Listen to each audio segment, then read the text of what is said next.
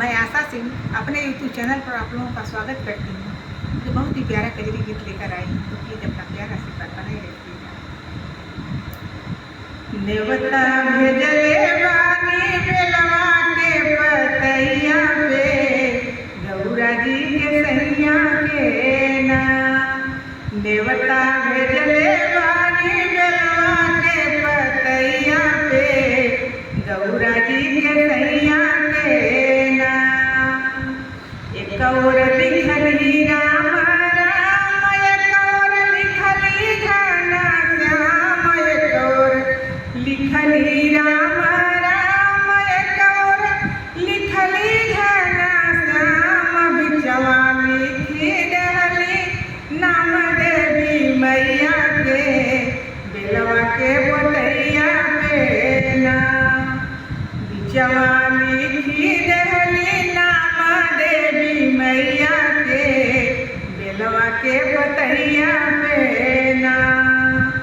नेवता भेजले बानी बेलवा के पतैया पे, गौरा जी के सैया के ना। काखी लाऊं श्री राम, काखी लाऊं घना श्याम, काखी लाऊं श्री राम, काखी लाऊं घना श्याम, काखी लाऊं हम अपने देवी मैया के, बेलवा के पतैया पे ना।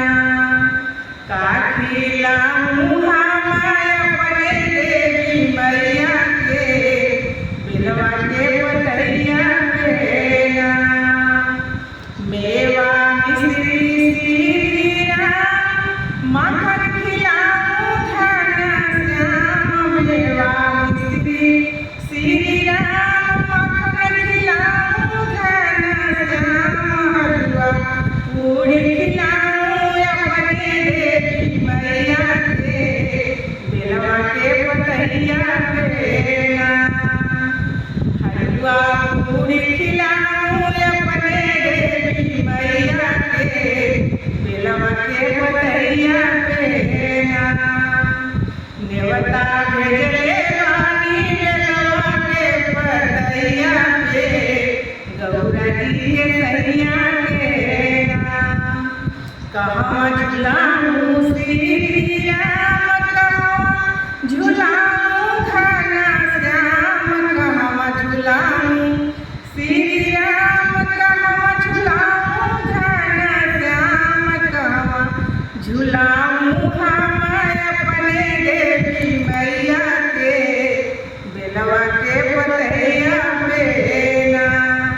कहाँ झुलाऊं हम अपने देवी मैया के, बेलवा के पतैया पे ना। नेवता भेजले बानी बेलवा के पतैया पे, गौरा जी के सैया के ना। अम्मा की डरिया श्री राम, कदम की डरिया घना श्याम, अम्मा की डरिया श्री राम, कदम की डरिया घना श्याम। निमिया की डरिया झुलाऊं अपने देवी मैया के, बेलवा के पतैया पे ना।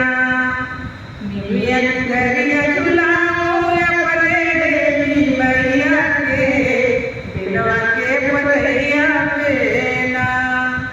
नेवता भेजले बानी बेलवा के पतैया पे, अपने देवी गौरा जी के सैया के ना। कवन फल दी है श्री राम, कवन फल दी है घना श्याम, कवन फल दी है श्री राम, कवन फल दी है घना श्याम, कवन फल दी है मोय अपन देवी मैया से, बेलवा के पतैया पे ना। कवन फल पाई बहावा अपने देवी मैया से, बेलवा के पतैया पे ना।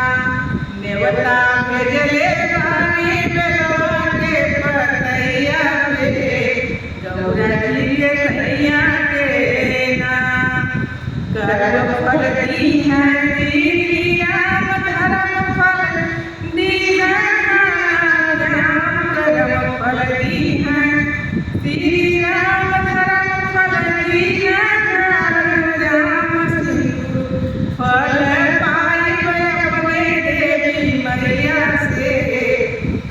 लाला गौरंग सैया देना सिंदूर फल पाई हमारे अपने देवी मैया से ललन फल